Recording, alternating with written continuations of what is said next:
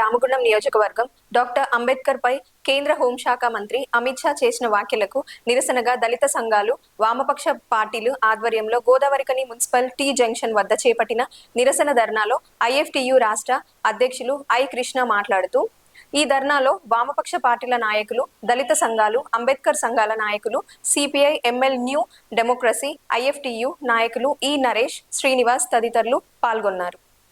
రాజ్యాంగ నిర్మాత, పూర్తి ప్రదాత, దళితుల పెన్నిదైనటువంటి డాక్టర్ బాబాసాహెబ్ అంబేద్కర్ను రెండు పార్లమెంట్లో అవమానపరిచే విధంగా బీజేపీ ప్రభుత్వం యొక్క పెద్ద మనిషి అయినటువంటి అమిత్ షా చాలా తీవ్రమైనటువంటి పదజాలంగా, హేళనగా మాట్లాడడాన్ని సీరియస్గా ఇవాళ గోదావరికల్లో ఉన్నటువంటి దళిత విప్లవ ప్రజా సంఘాలన్నీ కూడా తీవ్రంగా ఖండిస్తున్నాయి.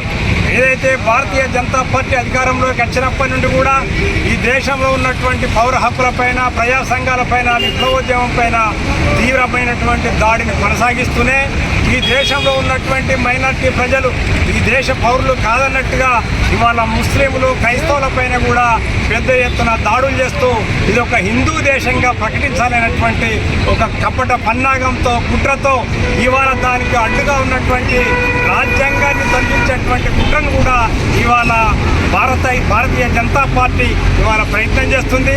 ఆ ప్రయత్నంలో భాగమే నిన్న నిండు సభలో మాట్లాడినటువంటి అమిత్ షా వ్యాఖ్యలు. కనుక ఈ వ్యాఖ్యలన్నీ కూడా తీవ్రంగా ఇవాళ భారతదేశంలో ఉన్నటువంటి ప్రజలందరూ కూడా వ్యతిరేకించాల్సినటువంటి అవసరం ఉంది. 70 ఏళ్లకు పైగా మనం ఈ దేశానికి స్వతంత్రం వచ్చినప్పటి నుండి కూడా మన రాజ్యాంగాన్ని మనం గౌరవిస్తున్నాం.